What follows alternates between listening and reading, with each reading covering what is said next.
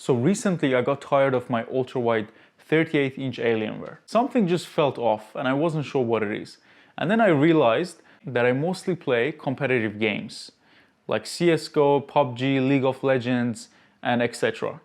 And a 38-inch form factor is not the best for that.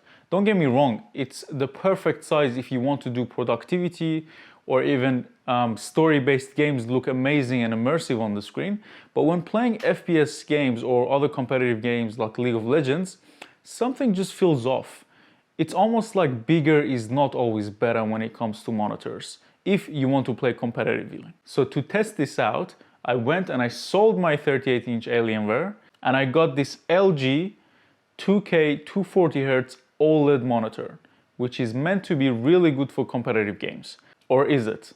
Well, in this video, we're going to review this monitor and find out if it's really better for playing competitive games or if it really doesn't make a difference. Stay tuned to find out. The unboxing experience for this monitor was very nice and easy. In the box, you're going to get the monitor stand, which I will not be using because I'll be mounting this monitor to a monitor arm. You're going to get a remote controller, HDMI 2.1 cable, a USB-B cable for all your USB-A connectivities, a charging brick, bunch of paperwork that you don't care about, and the monitor itself that you do care about. On the back of the monitor, you will get two HDMI 2.1 ports, which is really nice, one DisplayPort 1.4, a USB-B and two USB-A ports, and the charging port. I like that there is no cover on the ports of the monitor. This means that they're easily accessible and you can change them on the go. Overall connectivity is really good on this monitor, but I would have liked two more USB-A ports personally and a USB-C port for better connectivity. And since this cost around $1,000 US, you would think that they would include those.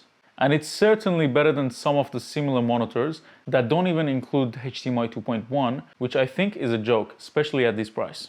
This monitor has a resolution of 2560 by 1440, or what some people call 2K. 2K monitors are noticeably sharper than 1080p monitors, but they're not as sharp as 4K monitors, so they sit somewhere in the middle. 2K monitors are what some people call the sweet spot for gaming, because you're going to see a lot of details on the screen, unlike a 1080p monitor, and you're going to be able to push a lot of frames as well if you have a modern graphics card, unlike a 4K monitor, which you're typically stuck with around 100 frames even if you have a modern graphics card. This display also has a refresh rate of 240 Hz, which is also the sweet spot for gaming.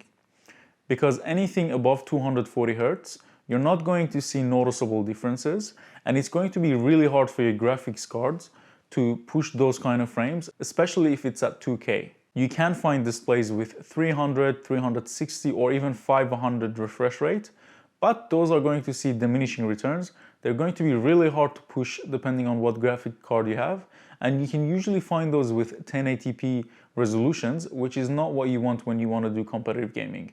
2K really gives you that much more details when you're gaming, and it's a noticeable difference. So 2K 240Hz is the sweet spot for competitive gaming right now. Now, 2K 240Hz monitors already exist on the market for a fraction of the price of this. So what makes this monitor special? Well, what makes this monitor special is the OLED technology that this uses. As you can see behind me, when the monitor is trying to display a black color, the pixel completely turns off, giving you infinite contrast ratios, which makes the image more real to life and overall gives you a more realistic image to look at. When I first opened this up and I started playing games on it, I was shocked on how good this was. The colors look amazing. You're going to get no ghosting when moving fast objects, like when playing fast competitive shooters or even RTS games. Everything just looks crisp and it just looks more real to life. This is also a HDR10 display. Now, the HDR wasn't that impressive, but it still looked really nice. So when I turn on the HDR, first of all, games like Counter-Strike become almost unusable. So I do recommend turning that off, because you're going to get really weird highlights. But there are games that support HDR really well, and those are typically the story-based games, like The Witcher 3 or Cyberpunk. Now, when playing those HDR games, turning on HDR does give you a better experience. Now, what this HDR10 does, Whenever there's a spot on the screen that is meant to show a bright scene, it makes it even that much brighter. In SDR though, this is where I spend most of my time gaming, and in SDR the brightness of this monitor is not really impressive. It maxes at around 200 nits, which is usable. You do sometimes feel like you want a little bit more brightness. Now this is a little bit disappointing when you're paying $1,500 AUD dollars for a monitor.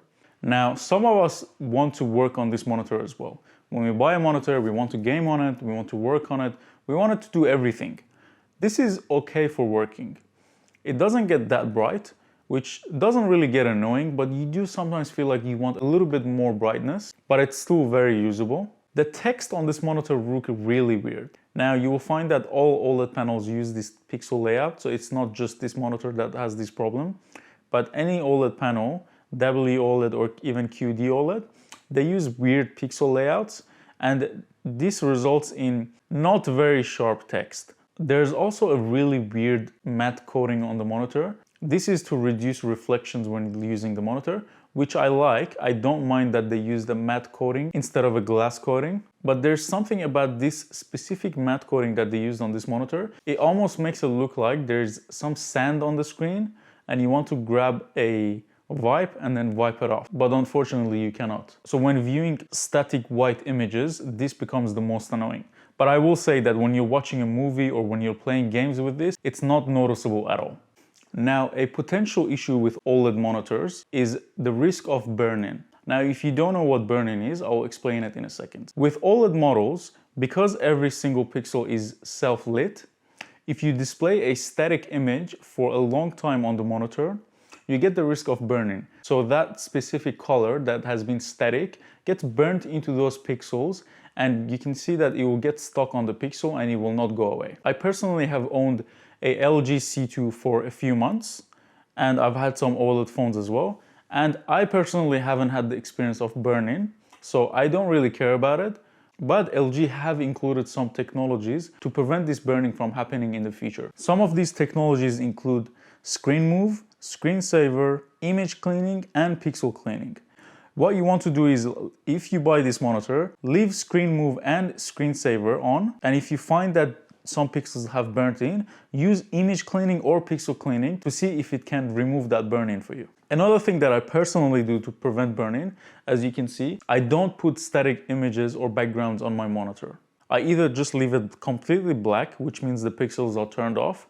I don't put any icons on my desktop. I hide my taskbar. I've put like a moving motion so that nothing is static and doesn't have the potential for burn-in. Now, even with all these technologies, if you still get burn-in, LG does include a 2-year burn-in warranty. So if you get burn-in in 2 years, you can take it back to LG. Now, with all this said, I'm really not worried about burn-in, to be honest.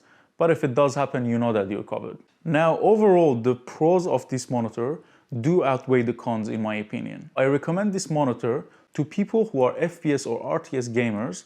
They want a 27-inch standard size. They don't want any weird ultra-wides, and they want the most enjoyable and competitive experience. However, if you mainly play story-based games and you don't mind an ultra-wide, then I do recommend getting the 34-inch ultra-wide Alienware OLED instead, because that monitor is going to give you better brightness and a better HDR experience, and it is slightly cheaper than this monitor at this time. If you want something mainly for work and productivity, I don't recommend this monitor. The brightness doesn't get that high, and text looks a little bit weird, and it has a weird matte coating, which sometimes you feel like you almost want to clean it. So I think you will get annoyed if you mainly use this for work and productivity. As for myself, I will be keeping this monitor because I really enjoy the FPS and RTS gaming experience that this gives me. And I do accept the downside that comes with it. As always, if you learned anything from this video, please leave a like and subscribe. I appreciate it. Thank you.